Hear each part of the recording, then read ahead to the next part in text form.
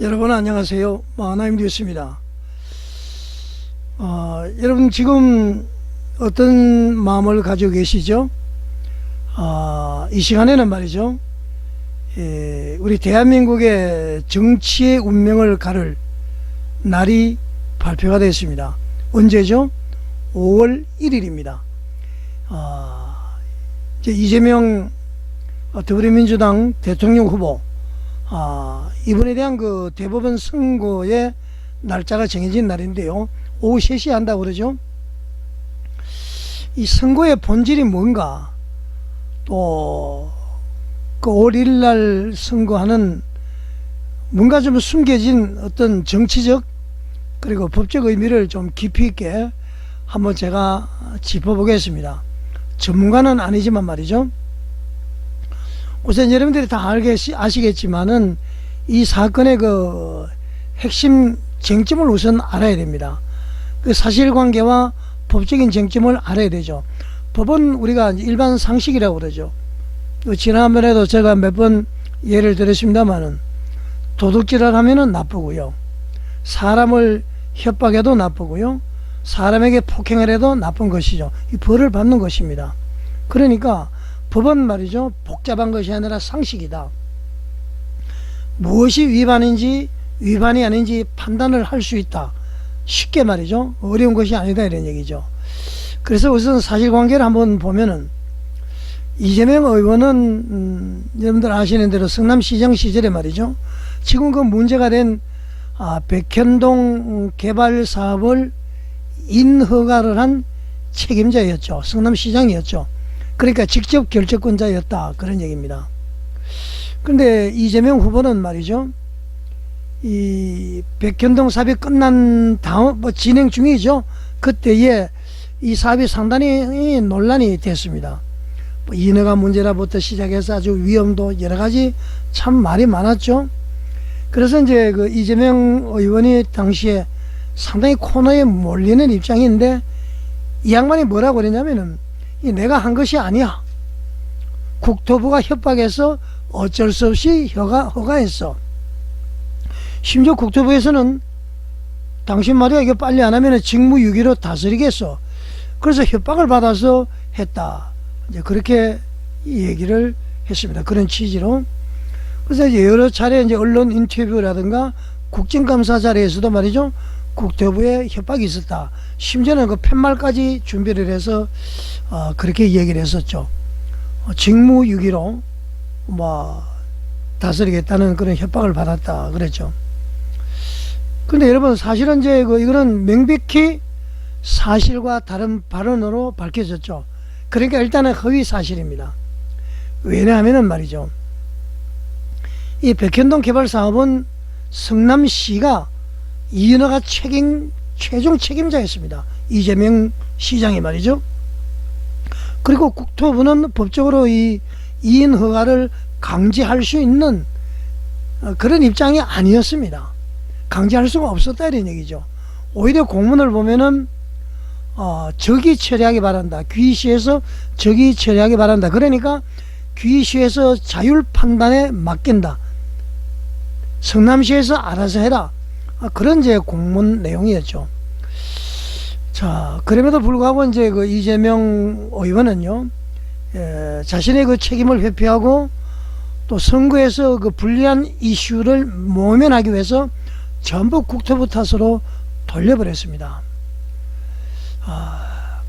여러분들 아시잖아요. 그런데 이 법적 쟁점이 어떻게 했느냐, 분명히 이 국토부 공무원들, 성남시 공무원들 다 조사를 해봐도 말이죠, 국토부에서는 협박한 적이 없다, 그리고 성남시 공무원들도 협박 받은 적이 없다. 근데 이재명 의원만 나 협박을 받았다, 그렇게 한 것이죠. 100% 거짓말이 맞는데, 그래서 이제 2심에서는 말이죠, 이내 개인의 인식의 차이다, 그렇게 들렸을 수도 있다, 그렇게 이야기하죠. 사람 마음이니까. 그러나 이것은 명백히 2심에서 생각을 잘 못했다, 법은 상식이니까 저는 그렇게 생각합니다.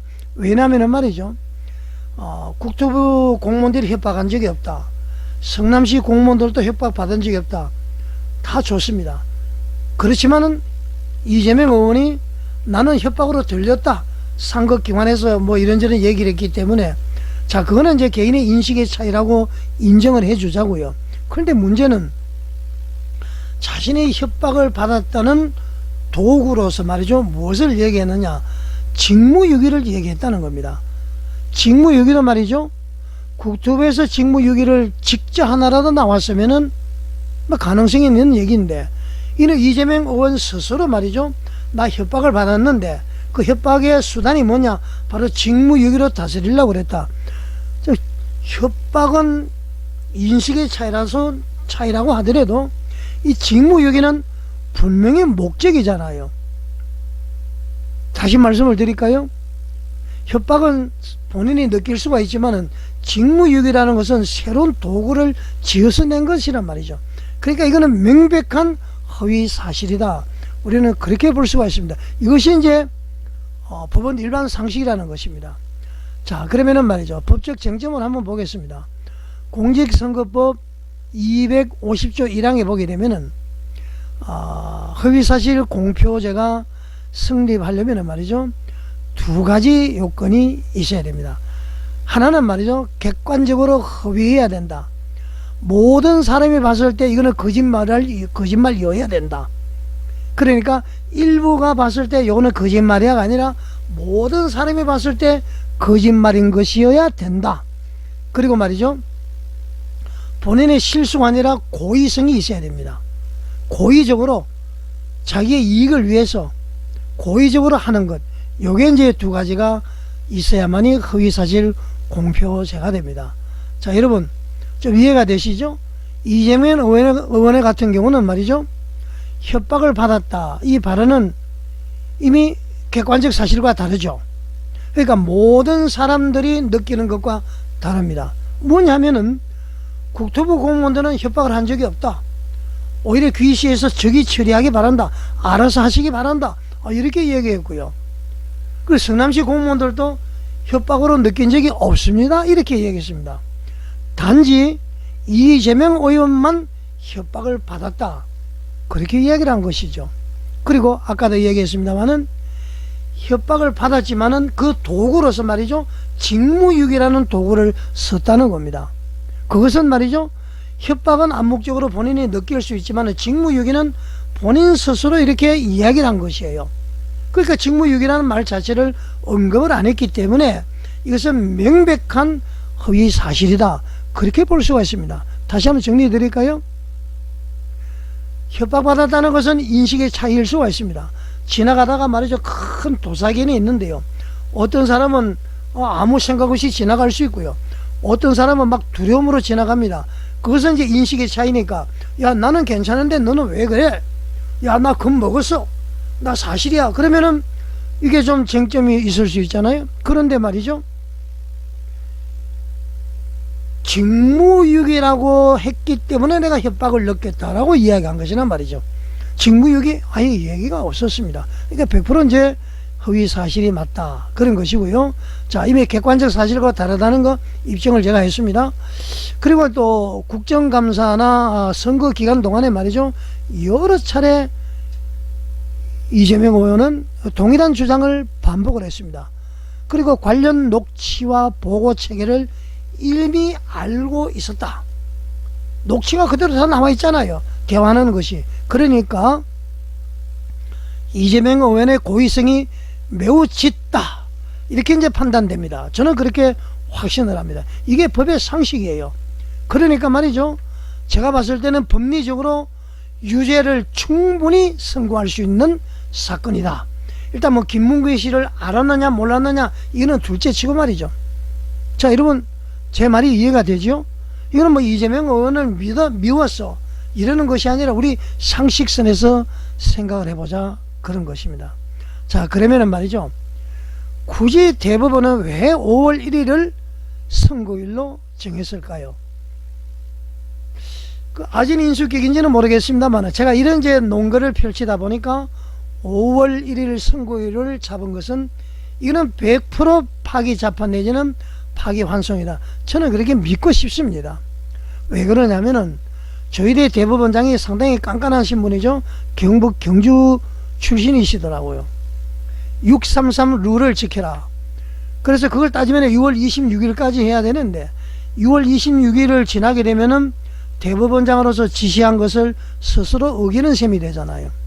그 6월 26일까지만 선고하면 되는데 왜 이렇게 앞당겼을까요? 막 골치 아프니까 말이죠. 대통령의 이재명 의원이 당선되고 난 다음에 뭐 헌법재판소에서 이미 기소된 사건도 중지한다. 막 이렇게 이제 헌법 재판소에서 그렇게 이제 그 결정을 하게 되면은 뭐 중지될 수밖에 없는 거 아니겠어요? 그런데도 굳이 5월 1일 날 왜 이렇게 선고를 할까요? 저는 말이죠. 이것에 대해서 우리 많은 사람들이 주목을 해야 된다. 그렇게 생각을 합니다. 왜 그런가 한번 설명을 드릴까요? 자, 여러분. 만약에 말이죠. 이재명 의원이 대통령 선거가 시작되고 난 다음에 유죄가 선고되면은 민주당은 대통령 후보가 없어져 버리죠. 그렇게 하면 안 되잖아요. 그죠? 서로 이제 민주당이나 국민의힘이나 보수 우파가 이제 같이 경쟁을 해야 되는데, 그래서 말이죠. 제가 볼 때는 5월 1일 날 선고일을 잡은 것은 참고적으로 말이죠. 공직자가 이 대통령 선거에 출마하려는 공직자 마지막 사퇴 시한이 바로 5월 3일입니다. 그러니까 이제 한덕수 대통령 권한대행도 대통령 선거에 나오려면은 늦어도 5월 3일은 사퇴를 해야 됩니다. 자, 그리고 말이죠. 5월 11일이 후보자 대통령 선거에 출마하려는 후보자의 등록 마감일이다. 그렇게 볼 수가 있습니다. 자, 그래서 말이죠. 가설을 한번 하면은 5월 1일 날 이재명 대표에게 유죄 취지의 파기 환송 내지는 파기 재판을 하게 되면은 이제 피선거권이 제한이 되기 때문에 후보 자격을 잃어버리게 되죠. 그러면은 최소한 말이죠. 5월 12일까지 새롭게 대통령 후보자를 선출할 수 있는 기한이 민주당에는 생기게 됩니다. 그런데 굳이 말이죠. 5월 3일 이후에 해도 되는데 왜 5월 1일 날 하느냐? 자, 여러분 아시겠지만은 민주당의 대통령 후보 경선에 나온 사람이 김경수, 김동연. 김경수 씨는 이제 무직이죠. 경남지사 하셨던 분이고, 김동연 씨는 현재 경기도지사입니다. 그러면은 이 경기도지사 이분이 대통령 후보로 만약에 이재명 의원이 유죄가 됐을 때 대통령 후보로 나오려면은 5월 3일 이전에 경기도지사직을 사퇴를 해야 됩니다. 자, 5월 3일 지난 다음에 이재명 의원이 유죄가 될 걸 생각해서 5월 3일 날 김동연 도지사가 사퇴할 수는 없는 거 아닙니까? 그래서 5월 1일 날 유죄가 선고되면은 이틀 뒤에 김동연 지사가 경기도지사를 사퇴를 하고 다시 후보 경선에 나갈 수 있다. 굳이 이제 김동연 후보뿐만 지사뿐만 아니라 많은 사람들이 나갈 수 있도록 길을 열어주는 것이다. 저는 그렇게 생각을 하고 싶습니다. 여러분들에게 희망 고문을 주는 건가요?